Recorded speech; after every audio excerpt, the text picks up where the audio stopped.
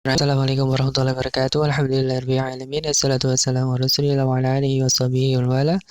Ikhwanuddin rahimani wa rahimakumullah wa barakallahu fikum. Alhamdulillah, dengan izin Allah taala kita bisa bertemu kembali pada kesempatan yang berbahagia ini. Insyaallah kita akan melanjutkan pelajaran kita di pelajaran hadis pada kelas 8 ini.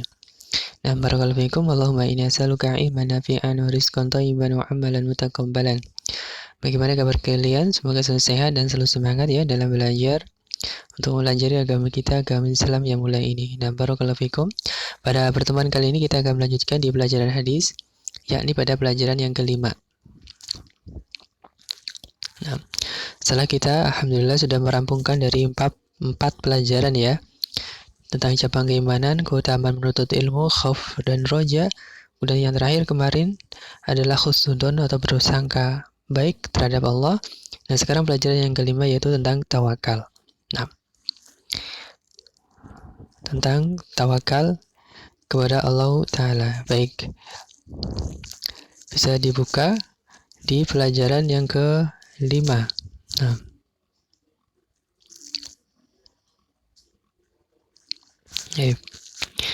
bisa diberi judul adalah pelajaran 5 adalah tentang tawakal. Tawakal atau berserah diri. Nah, tawakal itu artinya berserah diri kepada Allah Ta'ala. Nah, baik, kita baca hadisnya, hadis yang ketujuh ya. Nah, Bismillah.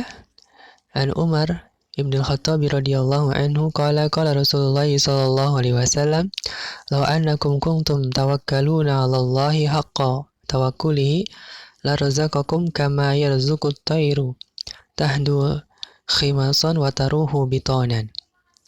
Rawahu At-Tirmidzi. Nanti hadisnya dihafal ya, distorkan juga. Saya ulangi, an Umar ibn Khattab radhiyallahu anhu qala Rasulullah sallallahu alaihi wasallam law annakum kuntum tawakkaluna 'ala Allahi haqqa tawakkulihi la razaqakum kama yarzuqut tayru tahdu khimasan wa taruhu bitonan. Rawahu Tirmidzi. Dari Umar bin Khattab radhiyallahu an berkata, telah bersabda Rasulullah sallallahu alaihi wasallam, seandainya kalian bertawakal kepada Allah dengan sebenar-benarnya tawakal, pasti kalian akan diberi rizki ya, sebagaimana burung. Burung tersebut pagi-pagi pergi dalam keadaan lapar dan sore hari kembali dalam keadaan kenyang. Ya, perutnya, tembolongnya itu sudah penuh. Nah, ini hadis yang ke-7. Hadis yang ke-8. An Anas radhiyallahu anhu qala Rasulullah sallallahu alaihi wasallam man qala yakni idza kharaja min baitihi bismillah tawakkaltu 'ala Allah la haula wala quwwata illa billah yaqulu lahu hudita wa wukita wa kufita ya wa wukita wa tahanna anhu syaitan. Nah, saya ulangi tadi bunyi hadisnya. An Anas radhiyallahu anhu qala Rasulullah sallallahu alaihi wasallam man qala yakni idza kharaja min baitihi bismillah tawakkaltu 'ala Allah la haula wala quwwata illa billah yuqalu lahu hudita wa kufita wa wukita wa tanaha anhu syaitan. Nah, rawahu Tirmidzi, Abu Daud wa Tirmidzi. Dari Anas bin Malik radhiyallahu anhu bahwa Rasul sallallahu alaihi wasallam bersabda, barang siapa yang mengucapkan yakni ketika keluar dari rumahnya, ya bismillah tawakkaltu 'ala Allah la haula wala quwwata illa billah, dengan nama Allah aku bertawakal, tidak ada upaya dan kekuatan kecuali dengan Allah, maka dikatakan kepadanya engkau telah dicukupi, dilindungi dan setan akan menyingkir darinya. Ya. Setan akan menyingkir darinya. Ini keutamaan membaca doa keluar rumah ya. Nah, sebagai juga dari bentuk doa ini adalah tawakal kepada Allah Ta'ala. Nah, jadi hadis 7 dan hadis 8 itu maknanya sama, yaitu tentang tawakal. Yang pertama tawakal dicontohkan di sini adalah tawakal dalam mencari rizki ya. Untuk tawakal, setelah kita berusaha sungguh-sungguh dalam mencari rizki, maka setelah itu adalah tawakal. Karena Allah yang maha memberi rizki. Tawakal ya, sebagaimana tawakalnya burung. Nah, burung apa modalnya mencari rezeki, tetapi ya ternyata juga dapat. Pulang sore hari dalam keadaan sudah perutnya kenyang, bahkan bisa menghidupi anak-anaknya, ya, burung-burung tersebut.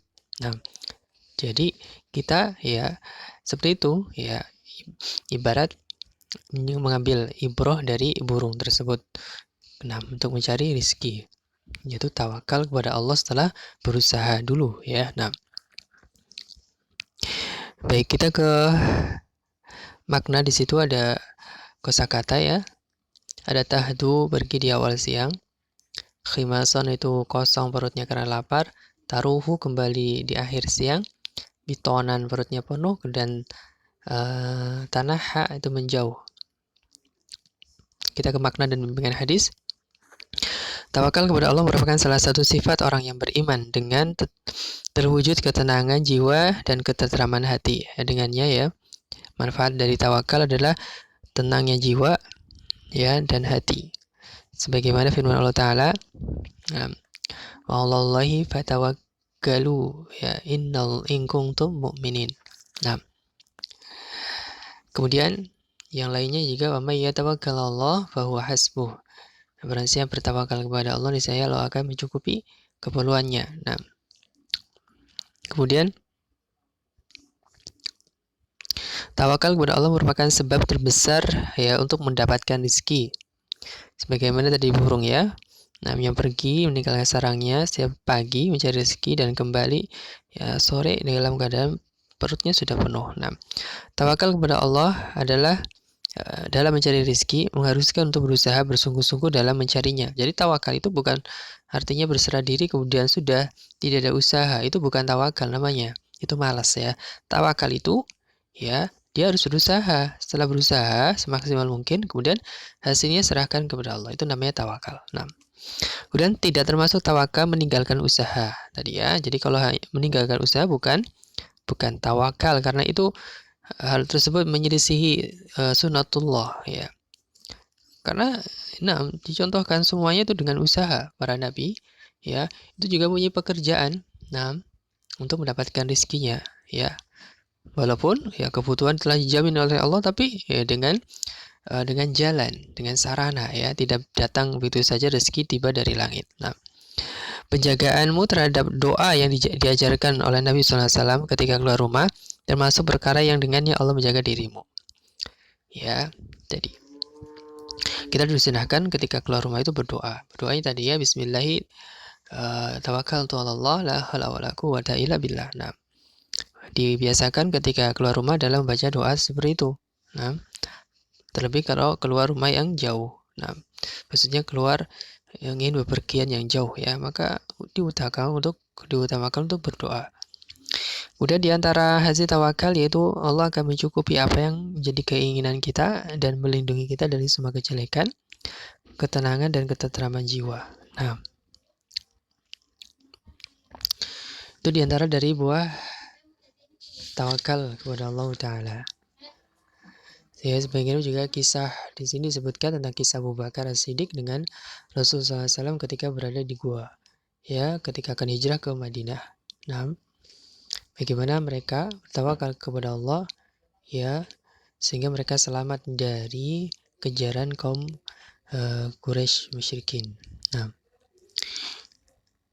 kemudian di sini ada perkara-perkara yang membatalkan tawakal kepada Allah.